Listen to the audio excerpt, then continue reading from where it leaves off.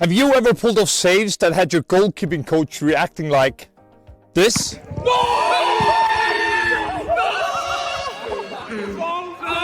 Well, today's your lucky day because you're about to learn exactly how to make those jaw-dropping saves. And hey, stick around to the end for a special bonus, a game-changing secret I've been holding on to for way too long. Trust me, you don't want to miss this. Anyways, back to the topic.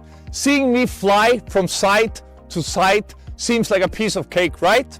That's because with the right techniques, it actually is. So let's dive into those techniques one step at a time. Every goalkeeper has to start with the basics, but there's one common mistake all of us have made, and that's diving from a high position to a low position.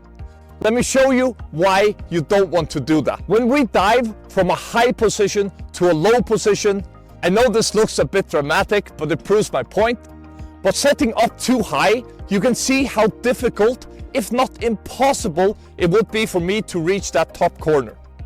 There's a massive gap underneath me, my legs are sky high, and my hands, well, they're nowhere near where they need to be. And these over-the-top examples shows that mimicking a dolphin's dive won't get us anywhere near those top corners. What we want to be doing instead is to dive from a low position to a high position. Because when you're starting from a lower stance, you give yourself the time to dive in a straight line and attack the ball at its highest point. The low to high technique not only helps us reach the ball quicker, but it also helps us land in a way that doesn't send us straight to the physios with shoulders and elbow injuries. And don't worry, we will dive into proper landing techniques later in this video to keep you safe and ready for the next save. But the next time you're fine-tuning your high dives, start low, then launch upwards and aim to catch the ball at its highest point. My favorite drill to perfect the low to high dive is starting from a kneeling position. I then gently toss the ball slightly ahead of me up in the air, and I spring towards it as it bounces back up again. So now that we got the very basics of the high dive down, let's talk about a game-changing technique that no one really talks about, which is shifting your weight from your off foot to your plant foot. And if this is new to you, no worries, we'll break it down together. So when you're diving, you never really want to dive off 2 feet. The aim should always be to dive off 1 foot in a straight line and reach the ball at its highest point. And diving off 2 feet just doesn't offer that power. So the trick is to transfer weight from our off foot to our plant foot. And in order to do that, we first need to put weight on our off foot, almost lean on our off foot, and transfer that weight onto our plant foot. This isolates what we goalkeepers call our power step, and this is where the magic happens. When we do this, we produce all the juice we need to get into those top corners. You should think of your off foot like the gas pedal in a car. The harder, the better, the higher the shot is coming your way, the more you need to press down on that pedal, channeling all your strength into your plant foot to launch yourself towards the save. So in other words, your off foot pretty much controls how much power you put into that power step. And for a practical way to work on this weight shift, try ski jumping drills. When you jump sideways, pause briefly for stability and focus on that all-important weight shift onto your power step before launching into your dive.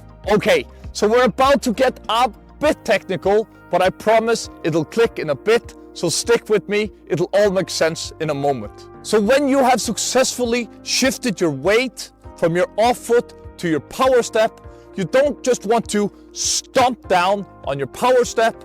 What you want to be doing instead is to aim to land on your heels and then roll up to your toes so you can use all your leg muscles to drive your body towards that top corner. Think of it like a slingshot. The more you pull back, or in our case, roll from heel to toe, the more power you can launch with. It's like using the ground as a springboard to add that extra power to your dive. Are you still with me? Are you still following along? Or did I just get a bit too technical? Please let me know down in the comments so I can make even better content for you guys. And hey, don't forget about your arms. Don't just leave them hanging. you don't want to leave any dead weight behind your dive. You need to swing them to add even more oomph to your leap, because every bit of you should be aiming for that top corner. Nothing left behind. And now that we're up in the air, it's decision time. Which hand will make the save? Will it be your top hand that reaches higher, or will it be your lower hand that reaches further? And choosing between the two is like choosing the right tool for the job. One very simple exercise that you can do to see this for yourself is to stretch your arms, and then you can see that when I come over here, my lower hand reaches further, and when I have my hands up here, you can see that my top hand is reaching higher. And in the end, it really boils down to what works for you. Even the pros switch it up depending on the situation. But as a rule of thumb, aim high with your top hand and go long with your bottom hand. But always dive with both hands in the beginning, and then you can make that split-second decision depending on the shot. And if you're committing to catch the ball, hold it tight, because a fumble high in the air really leaves you vulnerable in case of a rebound. And now that we're here, let's shift our focus to the most important part of the high dive, the landing. You know, the thing that keeps you out of hospital.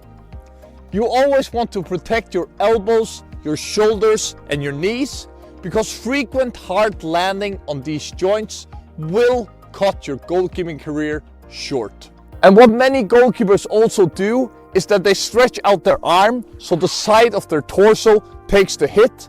But you don't really want to do that either, because taking too many hits on the side of the torso, although it's much more naturally padded than the elbows and the knees, will eventually hurt a lot. So if you manage to catch the ball, use the ball as a pillow, let the ball touch down first to cushion your fall, and in situations where you need to push the ball away, your first contact with the ground should be the back of your hand or forearm with your palms facing upwards. And if you look closely at my technique, you can see that as soon as my lower hand touches the ground, I turn my hand around so I land on the side of my elbow with my palms facing upwards. And this is not something I think about, this is just something I have trained so much that it is installed in my muscle memory, and the body does this 100% automatically. Whatever you do, do not land on your elbows like this, because this will not only ruin your elbows, it will also ruin your shoulders with the impact coming up to your shoulders. And the same really applies with your knee. You never want to land on your knee like this. Always aim to land on the side of your knee. Because remember, a good save isn't just about keeping the ball out of the net, it's also about getting up, ready to save the next one. So let's keep our landings as safe as our hands. Now I know we have gone through a lot today, so if you need to, go ahead and rewatch this video. But as I promised in the beginning of this video, I have something very, very special for you, something I wish I had when I was climbing through the ranks of goalkeeping. I have put together an innovative self-training program that's designed to accelerate your goalkeeping dreams faster than ever before. And the best part is that you'll have me in your corner as your coach, mentor, and friend every step of the way. Imagine having access to over 80 exclusive drills, each with step-by-step instructions ready to take your skills to the next level. And you can dive into this training anytime, anywhere, with absolutely minimal equipment required. So if you are as excited to becoming the best goalkeeper you can be as I am about helping you get there, take a moment and check out the link in the description.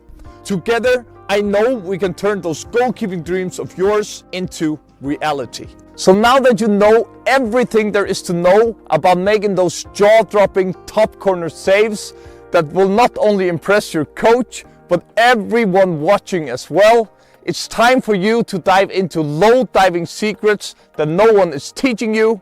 This is Christian, and I will see you in this video.